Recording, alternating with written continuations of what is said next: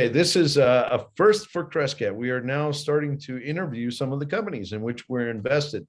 And it's an absolute delight to introduce Sergei Diakov, who is with BCM Resources. BCM is one of our investments. They are looking for a porphyry copper deposit in southwestern Utah. It's an exciting story.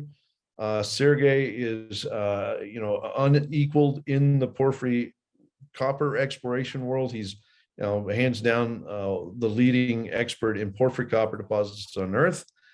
And with that, I'd like Sergei to tell our audience, tell the listeners a little about himself before he dives into the presentation on this Thompson Knolls project that they're exploring. So, Sergei, tell us a little bit about your background. I'm going to ask you a few questions here. Like, give listeners a perspective of some of the exploration you've been involved with. Yeah, thank you, Quinton. It's a great pleasure to be with you, and it's a great pleasure to address to the audience, sharing a little bit of my experience through a lengthy career of almost 40 years. I can't believe how fast the time is flying.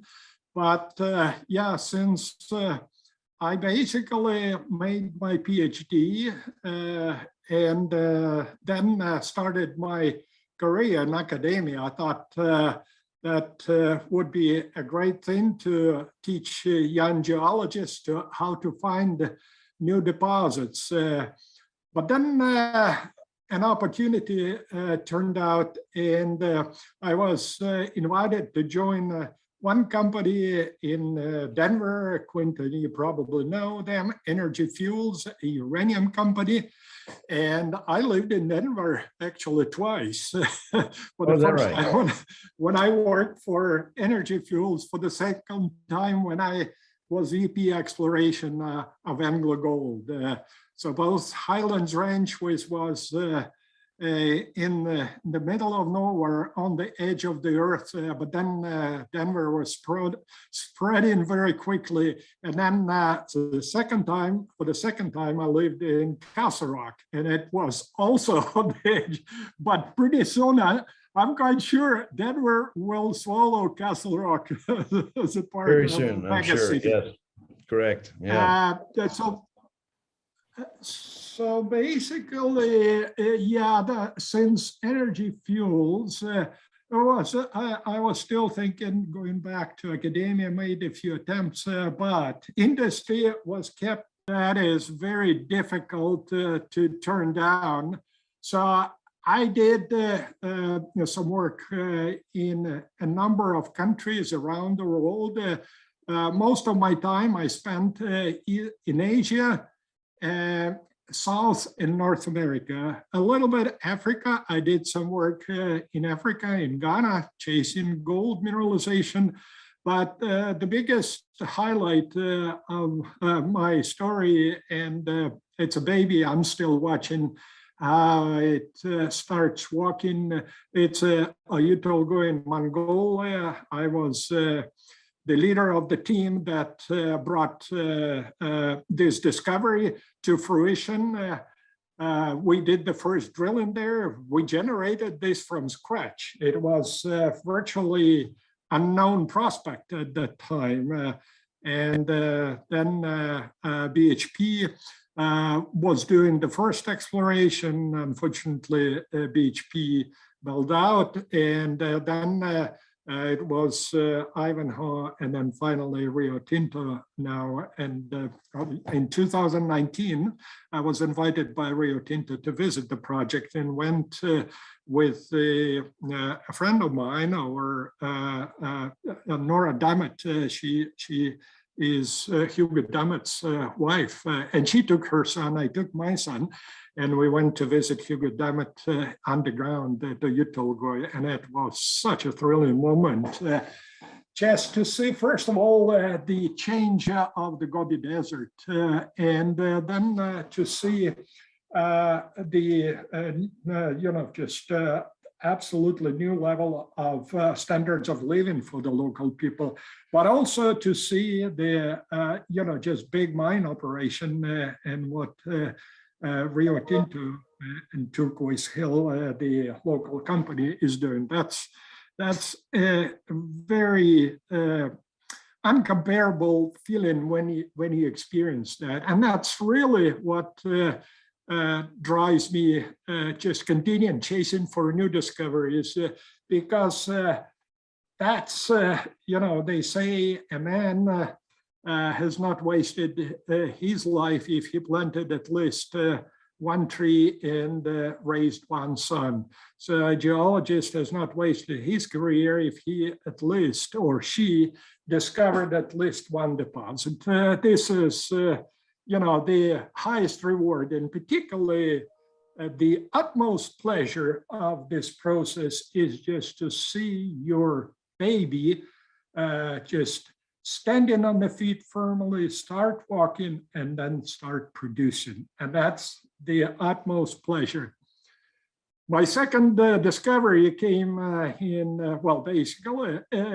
it came during my time when I lived in Denver and Castle Rock. That was for AngloGold. It's a discovery in Colombia. It's a porphyry copper gold system.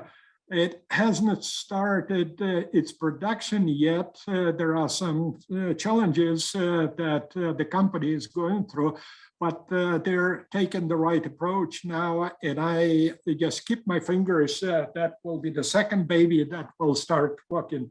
So basically, in a nutshell, Quinton, these kind of things that keep me on the pace. And I worked for Anglo American for 5 years, then retired. I thought it will be a quiet retirement. And I took my favorite hobby of doing oil painting. So just started just setting up the brushes, paints, etc., etc. When a proposal came in just to lead the effort in southwestern Utah at Thompson Knolls. And I looked at that project that the company was offering to Anglo American at that time. Well, unfortunately, we didn't pursue, but I thought it's a very intriguing area with the geology blind covered. There is no much mineralized outcrop, but I was intrigued by this area and the geological potential. So it was difficult to turn down this proposal. So I had to put my brushes on the shelf again, and my really serious plan is to, together with the team, is just to come to another discovery. And one final point on the highlight of this is really it's a teamwork. Just we consider, this discover this person or a small group. There is always a leader, but there is always a team. Without a team, discoveries are very difficult to make in the modern world, particularly with the amount of exploration and the degree of the exploration maturity of the world, where a lot of outcropping obvious targets have been checked, tested, drilled. So the main discoveries will be either semi-blind or totally covered. So that's why the Thompson Knoll game, I'm in it to my full extent, and I hope we will get some good results out of this. That's okay, well, probably what that gives people an excellent perspective on the life of a geologist, and one who is quite successful. And I'm gonna give people a little bit more background here, because when you say Oyu Tolgoi, a lot of, say, retail investors or novice investors in the mining space might not know what Oyu Tolgoi is. Okay, so it basically is probably the single largest copper gold porphyry discovered on Earth. It is an absolutely immense deposit. As you said, it's in the Gobi Desert in Mongolia, and it is hands down a world-class deposit. Do you happen to know any stats like what the current resource and reserve is, or grade? Yeah, it was basically the Turquoise Hills, the company's resource, what everyone can see on the website. But roughly the numbers, it's 4 billion tons of approximately 1% copper equivalent, or I think it's 0.8.9% copper plus 0.4.5 gram per ton of gold, something like that, in that order of magnitude. But okay. Yeah, it's definitely immense. It's a mineralized trend stretching for almost 25 kilometers, significant, very significant. Incredible discovery, incredible. And then the deposit in Colombia, La Colosa, the one you spoke about, can you give people a little bit of background about the size? It's La Colosa. It's a different discovery. It's made by my predecessor. Our team discovery was Quebradona. Quebradona is about 60 kilometers southwest of Medellin. Also along the Cauca River, because La Colosa is to the south. The Quebradona is about, when it was drilled, about 650 million tons of slightly over than 1% copper equivalent. And it could be both open pitable or underground mined.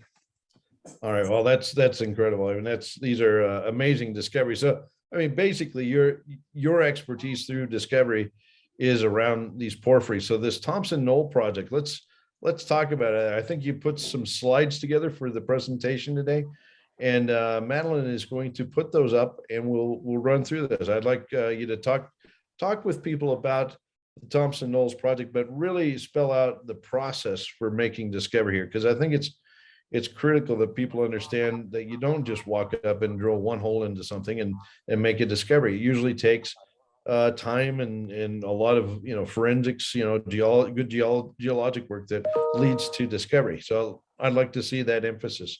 Go ahead, Madeline. Can you fire that deck up? With great pleasure, Quinton. It's just BCM Resources is a Canadian junior company registered on Toronto Stock Exchange. The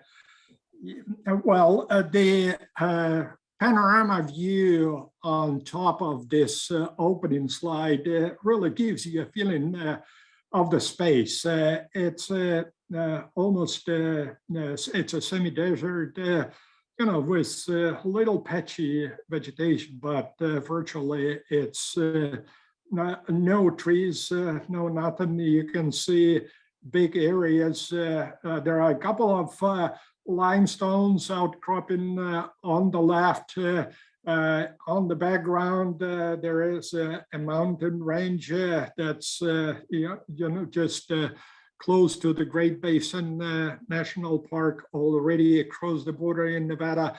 So it's a very, very big unpopulated space. Many people who traveled, visited America, they think it's very highly populated, but it's a small, little town nearby and almost no people around. Next one.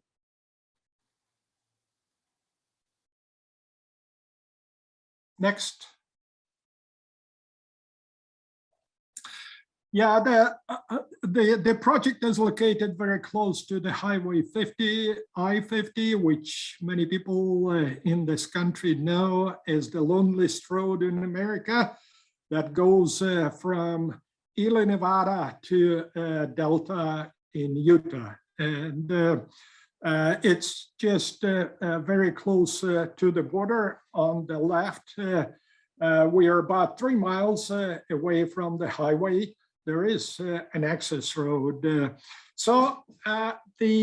Initially, the whole thing started when previously Geological Survey did some big magnetic surveys, regional surveys. They highlighted elevated magnetic anomaly in this place. There were a few companies that tried to do some exploration in the area. One of them is Centurion Mines. They drilled in the southern portion, a couple of drill holes, and they picked up some gold mineralization, 21.6 gram per ton, and a little bit of copper, but not very continuous, very patchy, and they stopped doing the work. There were a number of other companies that did in the carbonates range chasing Carlin style gold mineralization.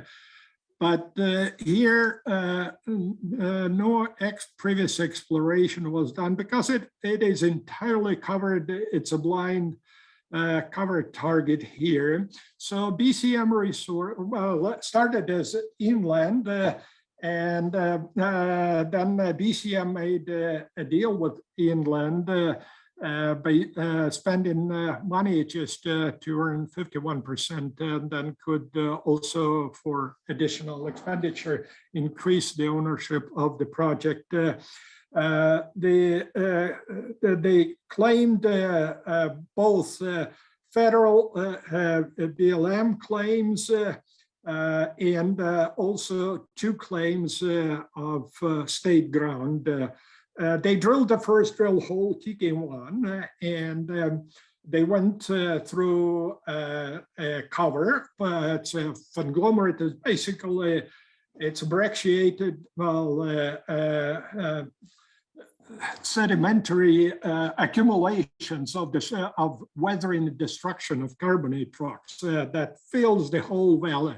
So in the previous, the first picture I showed to you, so that shows the whole valley is filled with this cover.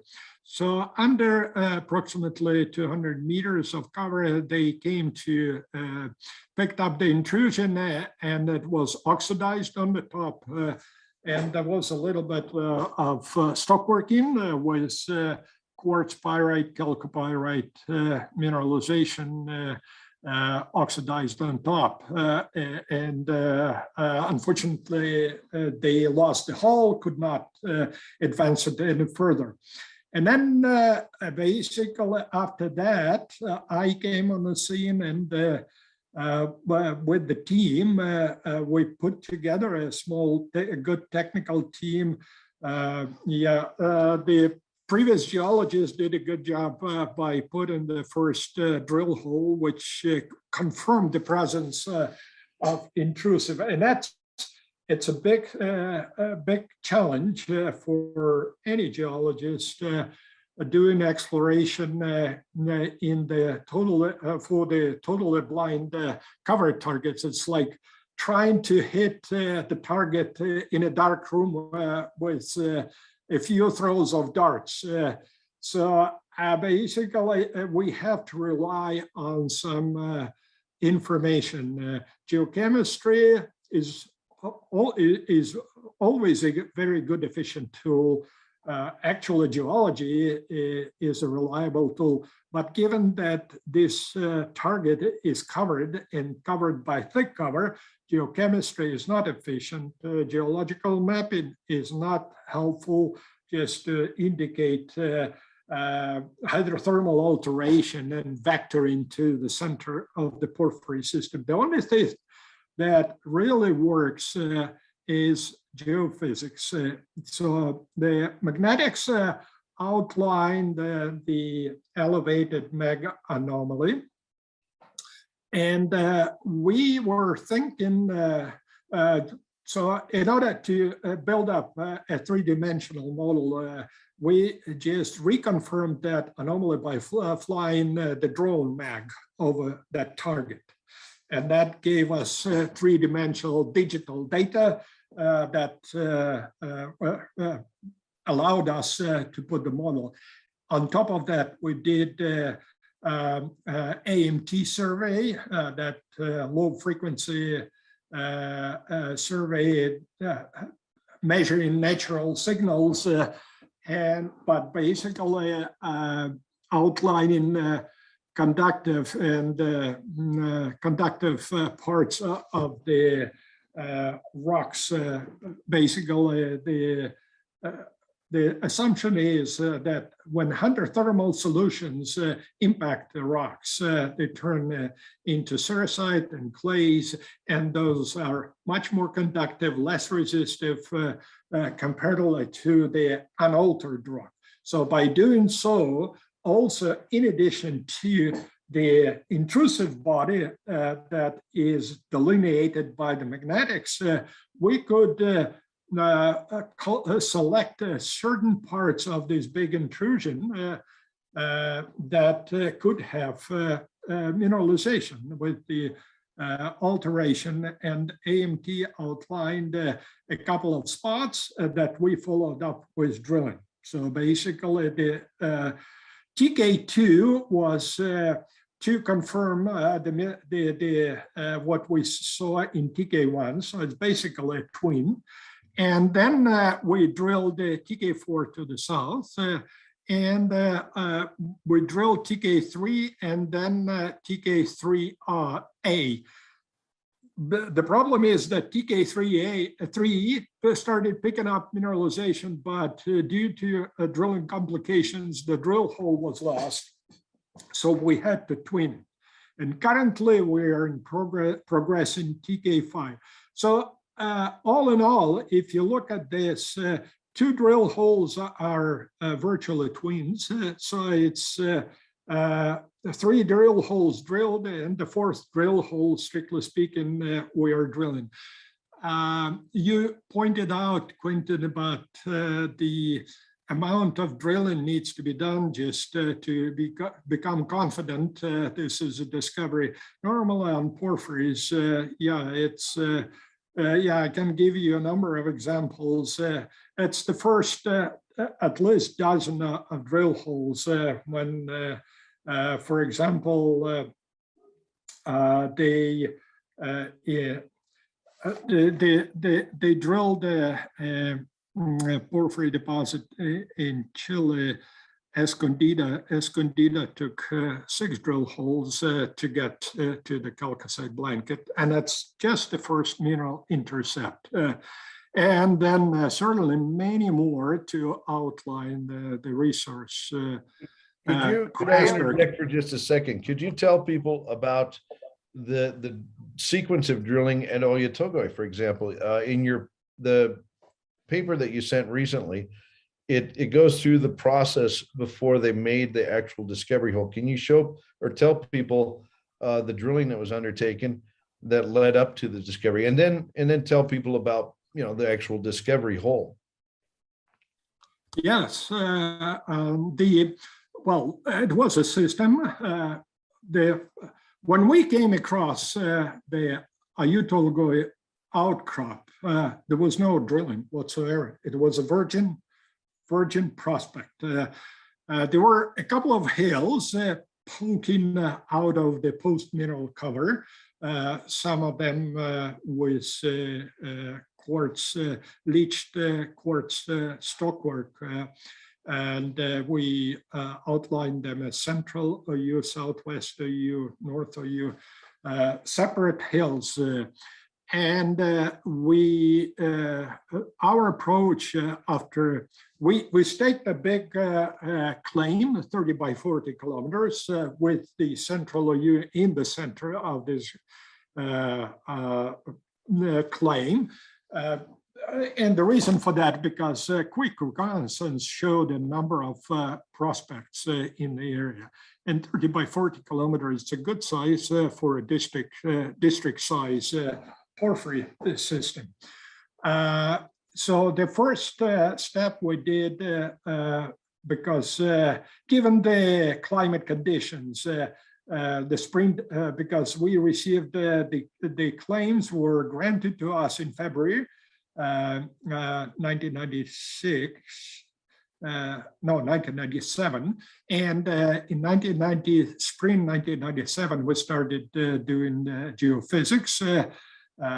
It was stinky cold. It was extremely windy because it's the weather there, the flat area in Mongolia is exposed to strong winds blowing from Siberia, and it's very cold. But nevertheless, we did IP, we did MAG, and we also did some topography because there was no topographic map for the area. So based on that, when it got warmer, we started adding geochemistry and doing geological mapping, 110,000 scale geologic map of all the outcrops. Then the geophysics, magnetics, and IP outlined a number of anomalies. By the way, the geophysicists were telling us that the central U was the highest chargeability anomaly they ever saw in their career. So for me, it was just very easy to select the drilling targets, bullseyes. So just hit every bullseye in IP. And then there was a little bit of tricky part because BHP was chasing chalcocite blankets and they wanted only to look at the leached cap. We had a few geologists, including those who participated in the mapping of Escondida. They know by their direct experience what really makes a difference for significant chalcocite blankets. So there was a little bit of an argument between those geologists who were thinking it's not only chalcocite blanket that makes a potential of Oyu-Tolgoi, but also hypogene mineralization. And the critical argument, and there was a war debate between them. What is more important, and certainly for any porphyry startup operation, having a chalcocite blanket is a huge benefit, no question about that. It's because, first of all, it's a high grade, it's very closer to the surface. For open pitable operation, it's just money in the bank, very close at hand. And the technology of making copper out of chalcocite blankets is incomparable with the need for the hypogene mineralization to go through concentration and all that complicated stuff and metallurgical smelting.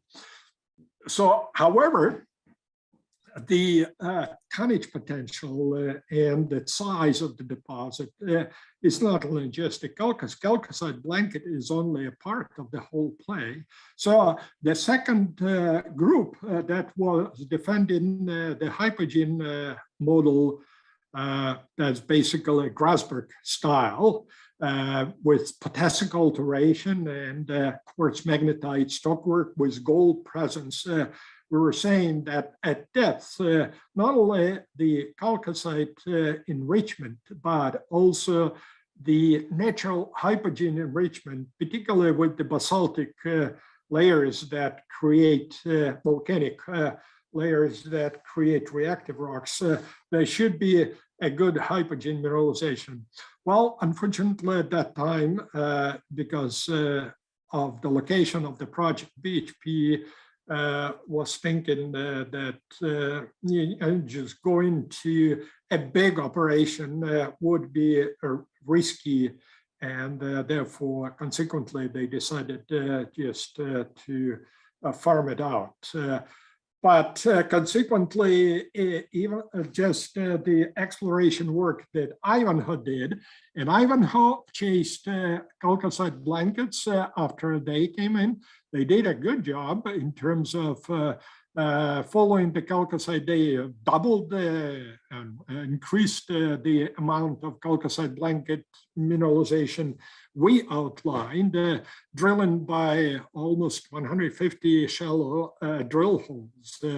But then they realized the real potential of the project is really hypogene mineralization. And they switched from drilling shallow, sparse drill holes to drilling deeper drill holes just to chase the primary copper, gold, molybdenum mineralization. And then they confirmed the presence of good gold mineralization in Southwest, but the northern extension, which is totally blind and covered. There was a little outcrop we called north of you. Well, unfortunately, that it doesn't have the mineralization, but the extension to the north, that's where the main ore body lies. And this project, when in BHP, was wholeheartedly supported by Hugo Dammit. As you know, Hugo, yes, he basically died in a very unfortunate car accident. So therefore, when Ivanhoe drilled 270 drill hole to discover the far north, they was named far north Oyu-Tolgoi. Yeah, I made a proposal to Robert to name it after Hugo, and Robert kept the word, kept the promise. He just said we need to make sure it's a big deposit, and turned out to be, yes, it was big. So for the number of drill holes drilled, at certain time, Oyu-Tolgoi was the highest drilling project. I think they had at certain time more than 16 drilling rigs drilling simultaneously very deep drill holes down to 2,000 meters. Was the most extensive exploration drilling project that resulted in that significant discovery. Interesting, amazing story. It goes to show. I mean, in summary, people should understand that it takes. Sometimes it can take years, and then a change in understanding about what you're actually chasing. Your target and so forth. I think if we move back to Thompson Knolls here, it would be clear that yes, the supergene might be a component of a system out here, but you're really chasing, say a hypogene deposit like Bingham Canyon, say an analog to Bingham, or maybe the nearby Robinson deposit or something like this. Is that a safe statement? Yes, indeed. That's basically the main prize is the significant hypogene mineralization. The oxidation we see on the top of the intrusion could result in the formation of the chalcocite blanket somewhere here nearby. There could be another sweetener, what we call sweeteners for porphyries, with the high grade is a skarn. And when the hot intrusion comes into hot contact with the host rocks, limestones, it forms skarns.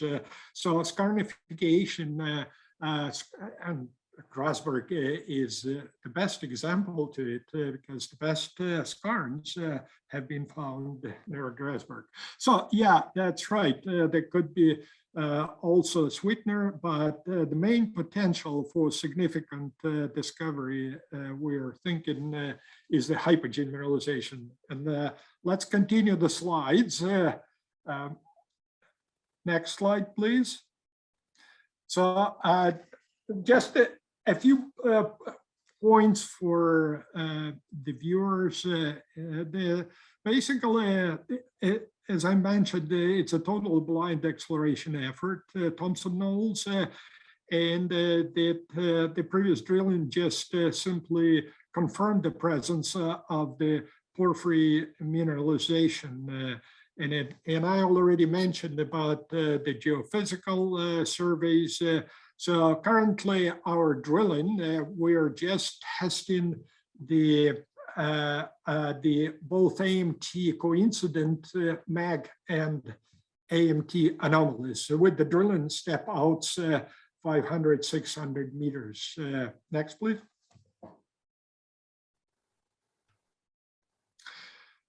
So just again, showing the drill holes, the red ones that have been drilled, and the green one, TK5, which is currently in progress. The hashed area, that's the magnetic anomaly that was outlined. Yeah, and there are some interesting areas with the significant gradient of anomaly, because we do see scarnification, and we do see magnetite in these scarns. So it will be interesting just to play whether we could delineate some individual skarns as a drilling targets in the future. So next. Here's the AMT anomaly, and it's three-dimensional inversion of the AMT survey. Basically, the green indicates the conductive body, and at various, as you can see, A and B images, they're taken at different resistance, 125 ohm meters or 150 ohm meters. So basically it indicates that within the green, there's more conductive material, where hydrothermal alteration, we interpret as hydrothermal alteration. So it's a bifurcated that creates two trunks. We have been testing with drilling these trunks, and that's very interesting. Next slide. Yeah, this. Yeah, that. I'm not sure if we are showing the horizontal, but to the west, there is also a kind of flat AMT anomaly. The geophysicist interpreted as the groundwater signal. The fact is that we are drilling to the depth of more than 1,000 meters, and we still do not see the groundwater. It's a very dry place. So that means that AMT anomaly cannot be caused by the groundwater. Anyway, just hypotheses need to be tested. There are at least three big areas within the current land holding position we have to test. But this slide is to show that we got the permits because BLM in the Utah state, they are taking care of the disturbance, and we're running on 5-acre disturbance. More disturbances require an additional permit. But a quick permit we can get just keeping the disturbance within 5 acres. So we have 3 additional drill holes permitted. As I mentioned to you, TK5, we're advancing now. We still have TK13 and TK14 permitted for drill testing. Next one, please. Can you comment briefly on how long it takes to drill one of these holes and the drill contractor you're using? Yes, the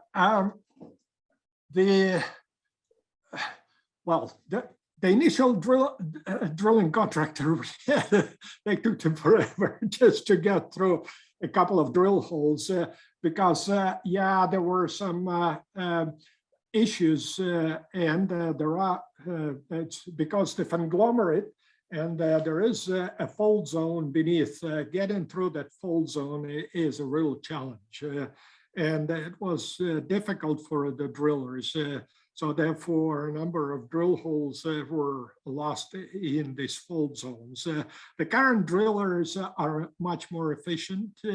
They Normally, a hole like this, we're drilling down to the depths of 3,600 feet, or it's about 1,200 meters. So normally it takes a month and a half to drill one drill hole if no complications occur. So, and the cost is not cheap. But roughly it's about 400, 300, 400 per drill hole, depending on the depth and the complexity. It's a big commitment, but a big price. So that's what people have to remember here. It takes money to explore like this, and I think it's important for people to understand that it takes money, but the reward, if you found, say, another very large porphyry here, could deliver a huge amount of value. Yeah, indeed. That's exactly the upside potential if we are successful in this path of discovery and discover, besides Bingham Canyon, another big copper gold moly mine in Utah. And this is the best location where you can put this. Of course, I'm not saying that everything will be simple. There will be certain challenges, but with being in the desert with, in a good infrastructural position, but without significant, just people, that really a benefit. By the way, on this slide, this is what I wanted to mention, that horizontal to the west. You can see this flat line, green body. That's the one, that's another target we still need to test and just to check what this is caused by. This could be an extension of mineralized intrusion. Again, because there is no water, we don't see the water. The only thing, we could interpret this another big zone of alteration in the intrusion. Next, please.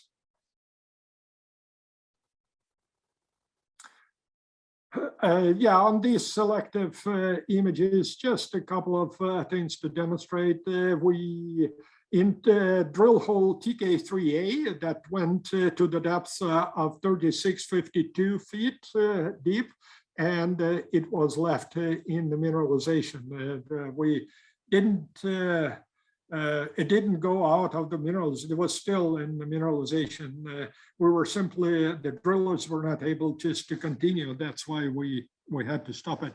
But it's a quartz chalcopyrite, pyrite, molybdenite stockwork with typical veins with sulfide mineralization. Next, please.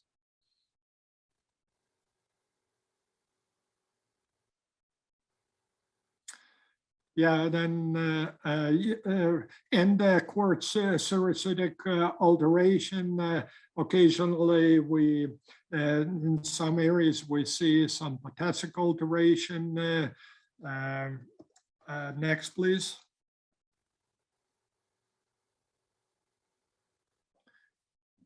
So the drilling continues, as I already mentioned. The whole TK3A was still left in the mineralization. We intercepted a vertical stretch of mineralization exceeding 500 meters, which is a very, very good indication,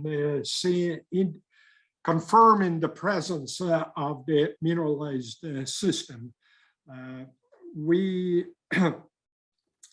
received, already mentioned, the permit for the 3 drill holes that we are currently drilling.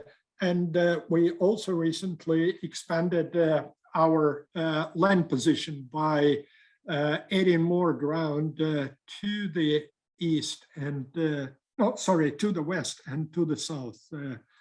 Next, please. So the blue indicates additional ground we put. we now consider really just 3 areas. Currently, it's Thompson Knoll itself. We are drill testing with the TK5 to the northwest. That flat line conductive body is to the west. And then we still have a couple of areas to test to the south with the presence of gold and copper mineralization. So this current land position is good, that will support, if we are successful in discovery on economic ore deposit, this will sustain a mine operation in this deposit. Next, please.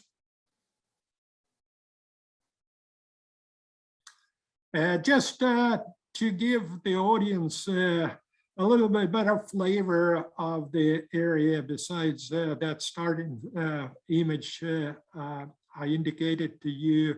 It's a beautiful area, as you can see from the overview drill site.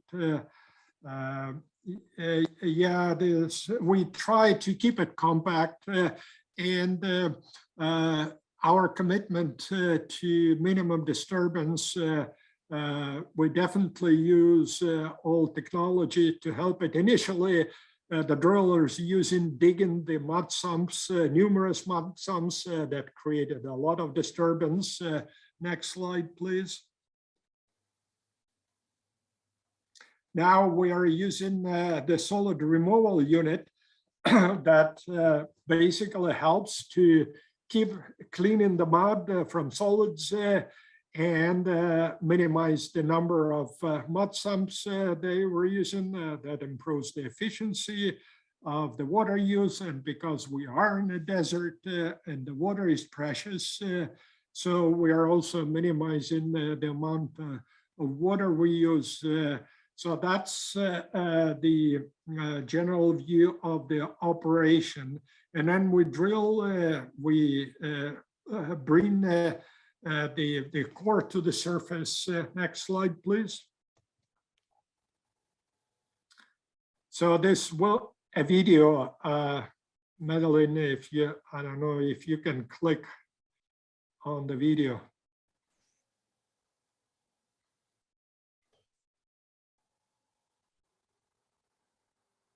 So basically, the driller here is pulling out the core. Most geologists are very familiar with this operation, but for people who are not spending a lot of time at the drilling rigs, this is to show how the core tube is brought to the surface with the core inside, and they're laying in the boxes that consequently geologists are doing the core logging, and then they're cutting them in half by diamond saw, and we put the samples for assay send to the lab. Next, please.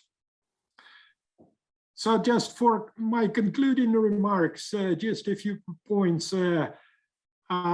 Porphyries, according to the Lowell-Gilbert model, these isometric big intrusive volcanic centers, several cubic kilometers of intrusive mass.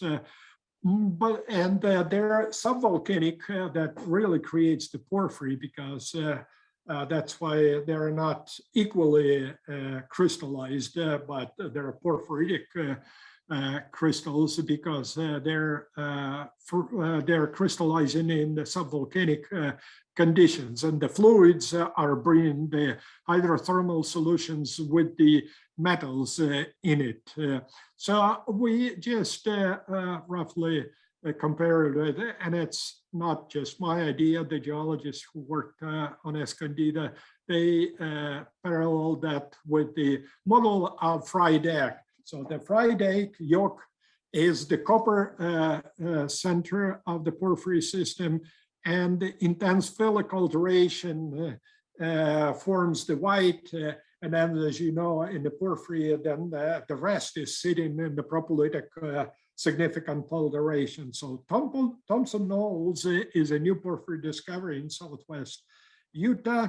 We are drilling mineralization and phyllic and potassic alteration, but we are just scratching the yolk. An exciting future is ahead of us. Quinton, thank you very much. That's a very good presentation, Sergey. Thank you very much. Look, I think the takeaways are that the geophysics absolutely led you into this target, no question. There was historic data out there. It's interesting that some high-grade gold was encountered in skarn. I mean, that does suggest your skarn potential is viable there. But it shows people that this is a process. You got to explore, and that's done by drilling through this cover and testing this buried porphyry. Now, I think the things that strike me right now, like where you're at, you are seeing a big system. I mean, there's no question. Some of these drill holes, like the one you showed photos from with the stockwork quartz veining, along with molybdenite, that gray stuff that was in those veins, clearly says you're in a big porphyry system. It really is a matter of finding, in my view, that yolk, where the higher grade part of the system is. And, is it going to be the next hole? Is it going to be the 10th hole? We don't know. But, I'd say that the company is on the right track, and with, your guidance and so forth, I think stands a very good chance of finding a substantial brand new porphyry discovery here in the United States. And I mean, what better place to find a new copper deposit these days? So good on you. I would say, keep at it. We're going to be supportive here at Crescat. We've been watching the story very closely. I talk about it frequently on our Friday videos, and I could look forward to seeing the day when we can talk about the big discovery you've made at Thompson Knolls. We definitely thank you for this. Quinton, also just wanted to add there, one thing is really that we are using in our technical team. It's what I call the picked culture. Critically important that the team that works on exploration is driven by the right culture. And abbreviation picked in my interpretation, P stands for persistence, I stands for innovation, new ideas, new fresh ideas. C stands for courage. Making big decisions on drilling, on very expensive drill holes requires courage. It's not just simply like this. You have to think twice, 3 times, because it's expensive drill holes. We need to put in the right place. And then T stands for teamwork. Teamwork, that's all modern discoveries can be delivered only. The era of single pioneers is over, it's gone. Maybe somewhere on a forgotten corner of the world, it would be still possible. But normally it has to be a very collaborative teamwork. Yep. And that's what is important to make these successful discoveries of the future at depth in the blind place. Thank you. Very well put. Very well put. Look, I think that's very appropriate. And I'm very confident your team will do the job and make discovery here. I know that you got a very solid team behind you. So we're anxious to see that day. Okay. All right. All right. Thank you very much. We'll talk to you soon. Bye. Bye-bye.